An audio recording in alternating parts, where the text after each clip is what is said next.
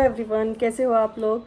आज हमारी जादू प्रैक्टिस का डे 15 है। डे 15 में बहुत ही इंटरेस्टिंग आपका होने वाला है, क्योंकि इसमें हम आपके रिलेशनशिप के ऊपर काम करेंगे।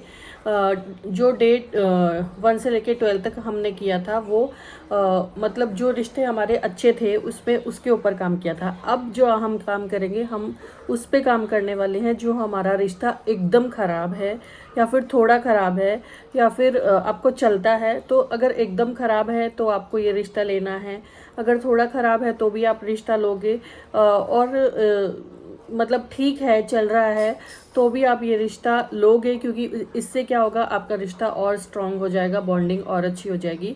तो आपको ये प्रैक्टिस अपने मोस्टली लोग तो आई थिंक अपने स्पेसिफिक पार्टनर के लिए भी ले सकते हैं। अगर आपका किसी पेरेंट्स के साथ रिश्ता अच्छा नहीं है या फिर किसी और के साथ रिश्ता अच्छा नहीं है और आप उनके साथ रिश्ता अच्छा करना चाहते हैं तो भी आप इस एक्टिविटी में वो ले सकते हैं। तो इसमें हमको क्या करना होगा, हमें जो भी स्पेसिफिक पर्सन है हमारा जिससे हमारा रिलेशन एकदम ख़राब है उसके लिए हमें हमारे जो जर्नल हमने मेंटेन किया है उसके लिए हमें 10 ऐसी चीज़ें लिखनी है जो उसके अंदर अच्छी है।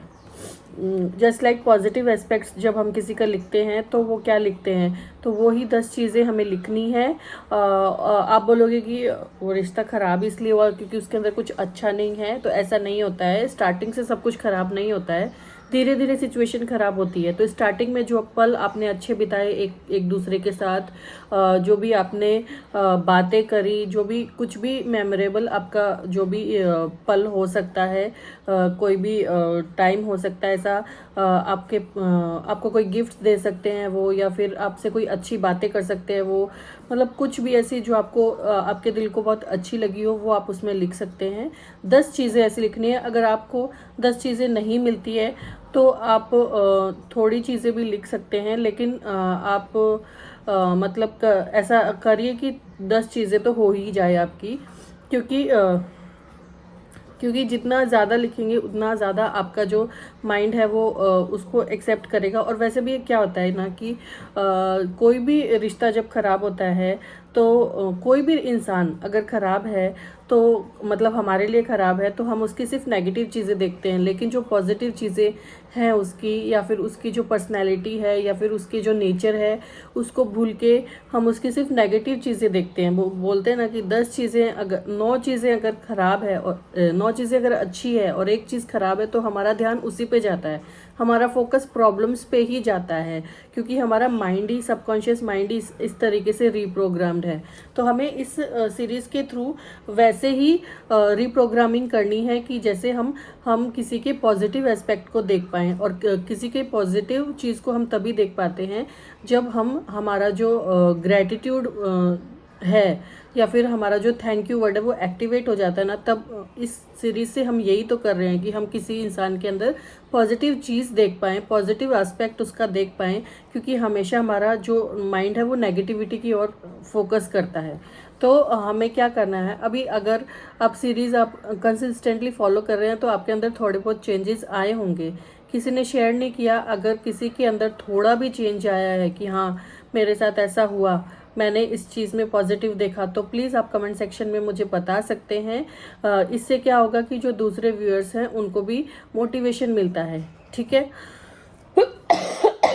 सॉरी।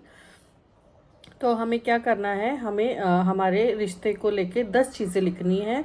आप कुछ भी लिख सकते हैं कि हम मुझे उसने और नेम, उसका स्पेसिफिक जो पर्सन है उसका नेम लिखना है कि मुझे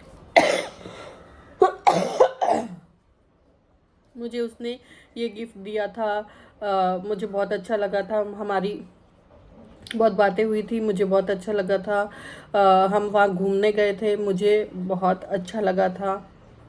ऐसा कुछ भी लिख सकते हैं, या उसकी पर्सनालिटी के ऊपर भी लिख सकते हैं कि उनका नेचर बहुत अच्छा है, या फिर वो दूसरों के साथ बहुत अच्छे हैं, या फिर उनकी पर्सनैलिटी बहुत अच्छी है, उनकी पर्सनैलिटी के बारे में भी लिख सकते हैं। तो ठीक है, आपको ये 10 चीज़ें पूरी करनी है। इसमें आपके रिलेशनशिप को हम ये इससे क्या होगा, आपका रिलेशनशिप एकदम बेस्ट हो जाएगा।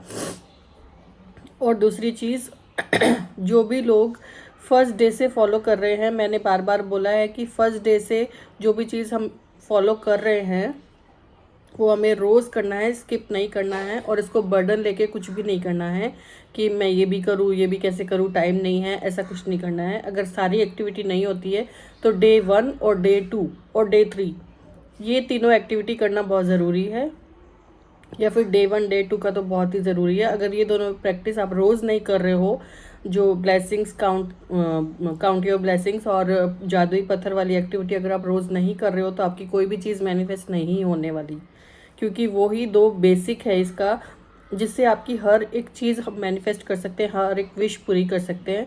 तो आप इस चीज़ का ध्यान रखिए कि आपकी कोई भी जो एक्टिविटी है, ठीक है सारी एक्टिविटीज़ आप नहीं कर सकते, अगर आपके पास टाइम नहीं है तो आप डे 1 डे 2 की एक्टिविटी स्किप ना करो।